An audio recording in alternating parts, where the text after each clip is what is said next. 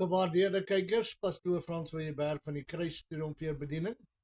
Ek groet u in die naam van Jesus Christus, ons verlosser, ons zaligmaker, ons komende koning. Ek vertrou ek vind u in gesondheid, liggaam, siel en gees met 'n reikhalsende verlang na die wegraping van die kerk van Jesus Christus. Kom ons bid, Vader, ons sê vir u dankie vir nog 'n geleentheid waar ons kan delf in die woord, waar ons kan hoor wat die Gees vir die gemeente wil sê. Ons loof u daarvoor in Jesus naam. Amen en amen. Hierdie is ons afdeling Judas deel 4 en ek vermoed dat ons vandag sal klaarmaak met hom. Ons het oor al die negatiewe dinge gepraat, nou gaan ons 'n bietjie oor die vriendelike dinge praat. Hy sê die vermaning en danksegging, vers 17. Maar hy gebruik hierdie woordjie maar om te verwys na al hierdie goed wat ons na gekyk het, die dwaalleringe, die waterlose wolke, die mekaar predikers, die engele wat gesondig het, alles daarvan. Dan sê hy, maar, julle geliefdes, en weet jy, ek wil net daar stil staan voor ek verder gaan. Jou broers en susters in die kerk, waarheen jy gaan. En weer eens, die kerk is net 'n gebou. Ons is die kerk, die liggaam van Christus.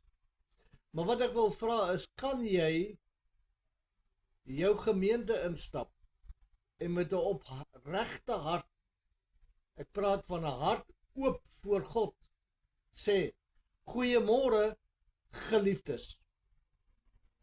Of is daar mense, een of twee, miskien in daai gemeente wat jy nie 'n geliefde kan noem nie?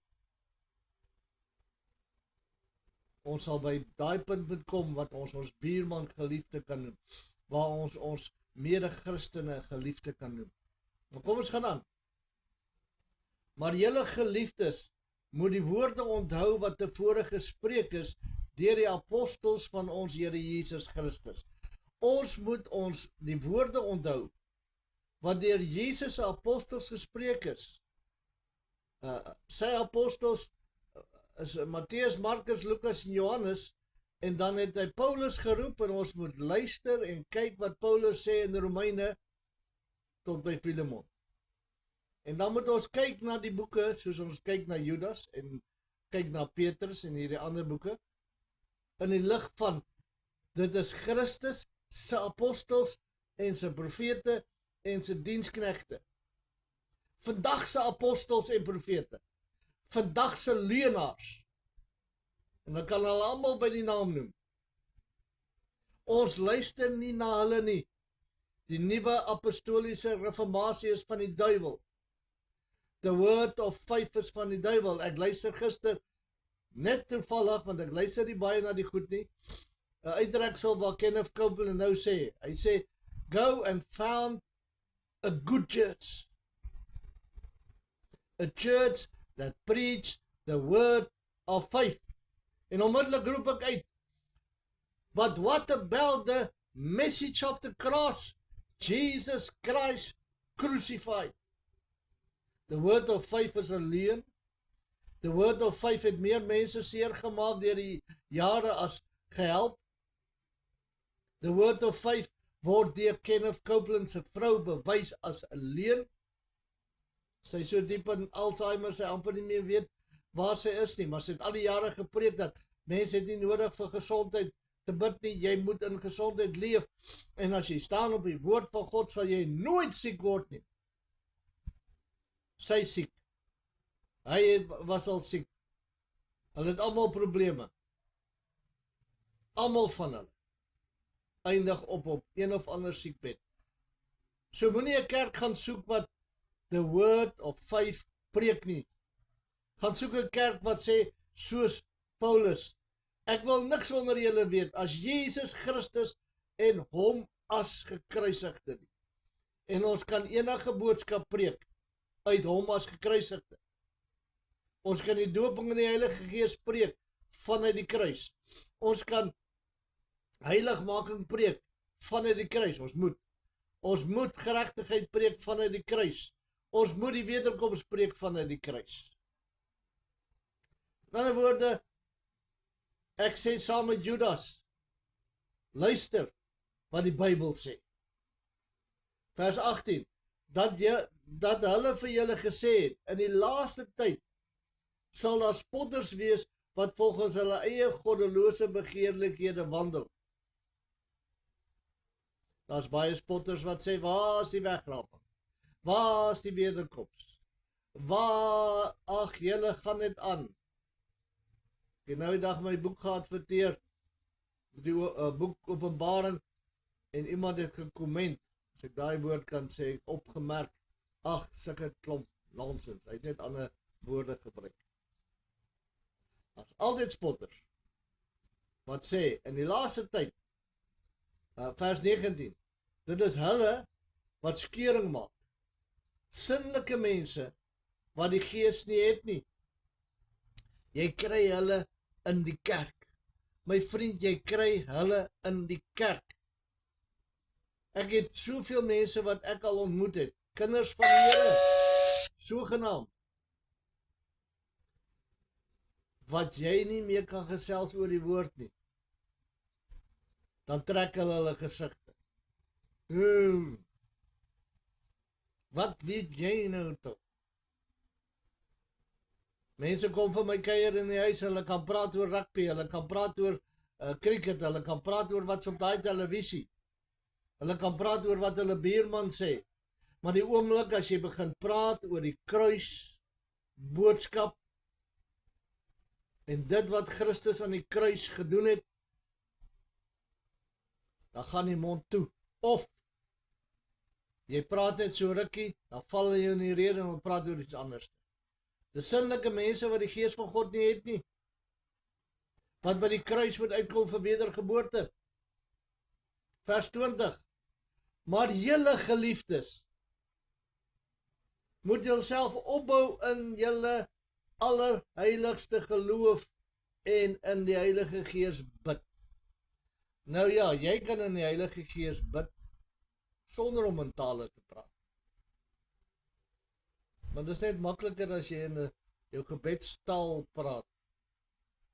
En ja, daar's baie wat na my luister wat sê, ag, hierdie gibberish, ek stem saam. Is nie 'n taal nie. En ek gaan nie nou in 'n taal praat om jou te beïndruk nie.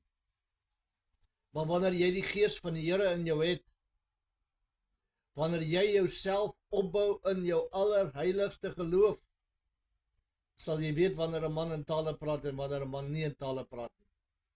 Die meeste talepraters op TV is so te mekaar. Ek kyk na 'n program van hierdie ander ou, nou het ek sy naam vergeet. Hy het 'n Sidrof. Kyk na 'n program van Sidrof. En hy wil hê mense moet in tale praat. Hy sê praat net agter mekaar. Daai is gibberish. Jy kan mos hoor dis nie 'n taal. Maar wanneer 'n godsman opstaan, soos 'n Jimmy Swaggart, soos daai tipe van manne wat opstaan, Pinkster, deurtrek met die Heilige Gees, en hy staan op en hy bedien die woord, en dan praat hy in 'n taal so 'n stukkie, dan weet jy, dit is sy persoonlike taal waarin hy praat, en die krag van God lê daarop. As iemand in die gemeente opstaan en hy praat in 'n taal, en jy het jouself opgebou in jou allerheiligste geloof, dan weet jy, dis God wat daar praat. Ek het al baie keer as 'n ou opstaan in 'n gemeente in 'n taal bring, dan weet ek, daai is nie van die Here nie. Dan kom daar uitleg, dan weet ek ook, daai is nie die uitleg nie. Hoekom? Want ek het myself opgebou in die allerheiligste geloof en in die Heilige Gees gereeld gebid, so ek weet wat aangaan en ek weet wat die omstandighede is.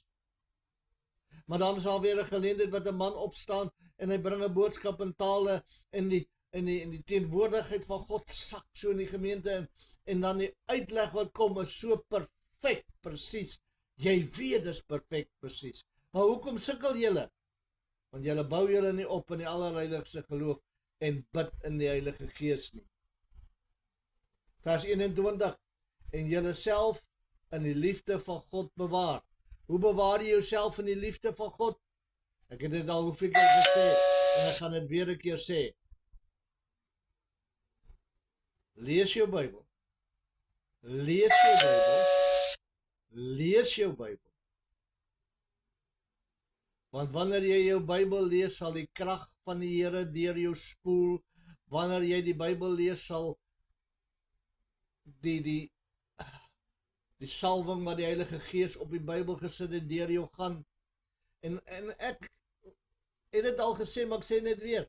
Bybel lees is nie 'n versie in die oggend, versie in die aand, versie in die middag, 'n versie in Judas, 'n versie in Petrus, 'n versie in Matteus, en jy karring maar net so deur, versie in die Ou Testament. O, die Here het my skrif gegee uit Jeremia uit, om wat mee te doen? Nee, Bybel lees is, wanneer jy hom lees, van begin na die einde. En jy kan, as jy 'n volwasse Christen is, dan lees jy jou Bybel van Genesis af, dwars deur tot in Openbaring, want jy weet wat is vir wie. As jy 'n jong Christen is, wat nog by die Here moet hoor, dan lees jy die briewe van Paulus, intensief. Jy lees die 4 evangelies, dat jy kan leer wie Jesus Christus, maar jy lees die briewe van Paulus intensief, dat die Heilige Gees jou kan laat groei. En daardeur, en op daai manier, bewaar jy jou in liefde. Terwyl julle die barmhartigheid van ons Here Jesus Christus tot die ewige lewe verwag.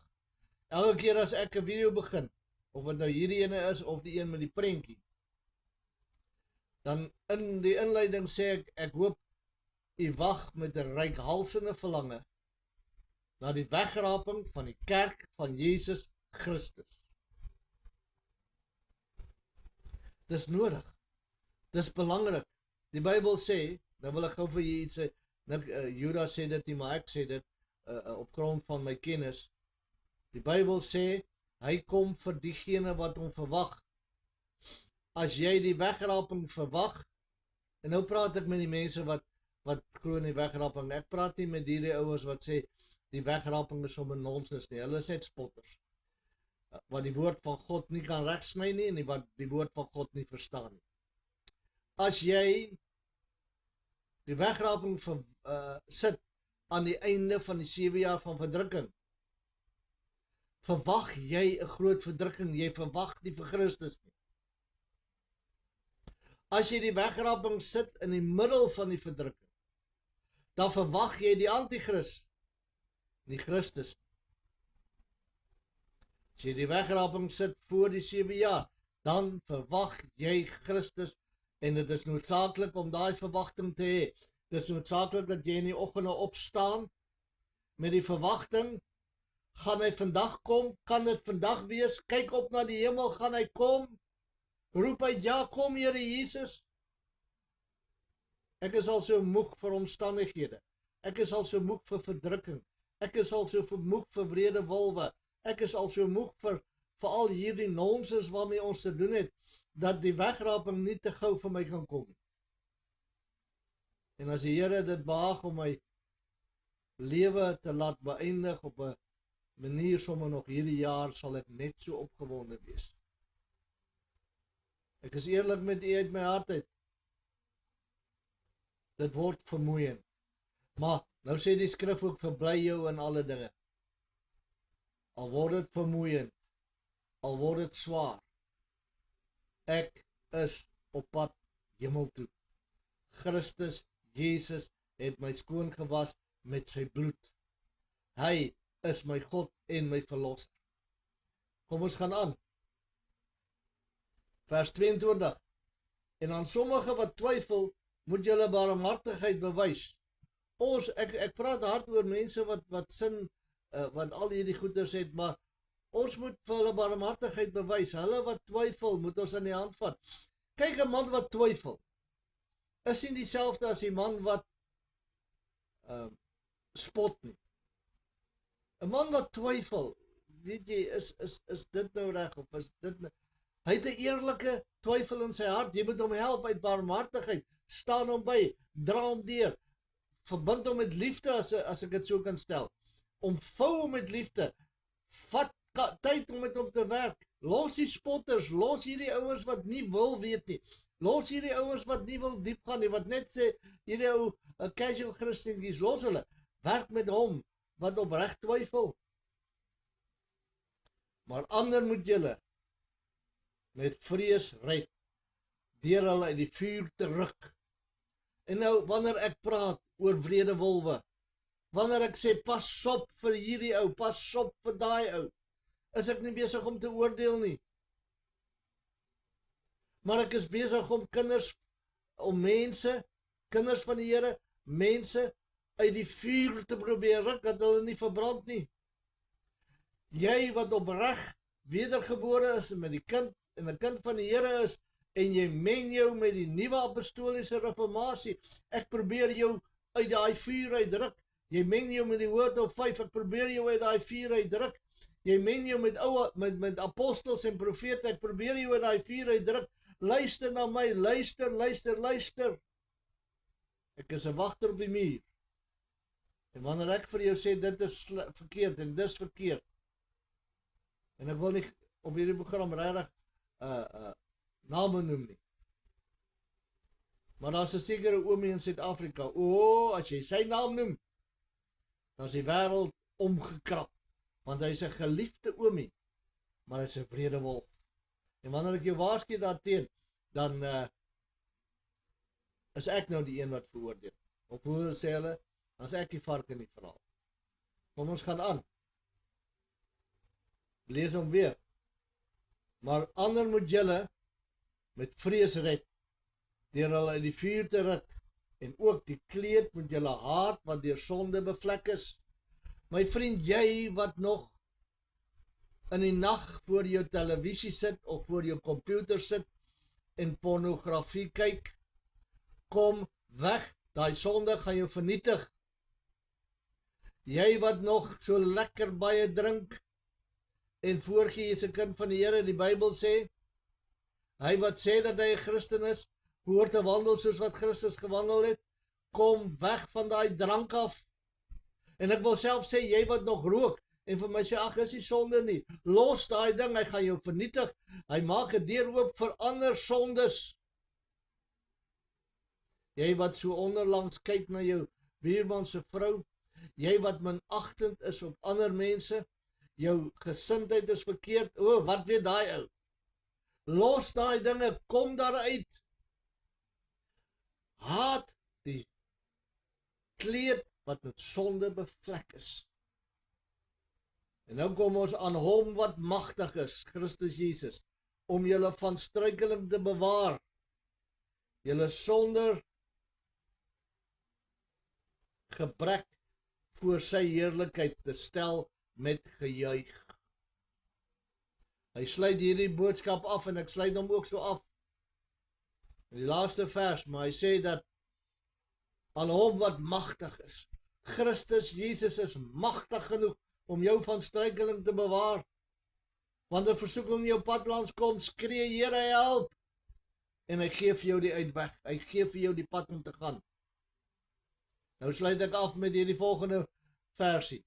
Aan die aanwysige God, ons verlosser, kom toe heerlikheid en majesteit, krag en mag, nou en tot in alle ewigheid. Het daai vers gehoor? Gaan en leef nou 'n lewe wat daai vers eer. Gaan leef 'n lewe wat God eer. Gaan leef 'n lewe wat 'n beeld na buite dra van die grootheid van God, van die goedheid van God, van die krag van God, van die heerlikheid van God. Baie dankie Vader dat U die seun laat sterf het aan die kruis van Golgotha, en nou is hy die alleenwyse, die kragtige, die magtige verlosser van die mensdom. Ons loof U daarvoor in Jesus naam. Amen en amen. Ek hoop hierdie kort reeks was vir U van groot belang en het vir U ondersteun en onderskrag. Deel dit met ander mense wat dit nodig het en leef in die vreugde van jou Heer. Tot ons weer gesels. Mag hy met u wees. In Jesus naam. Amen en amen.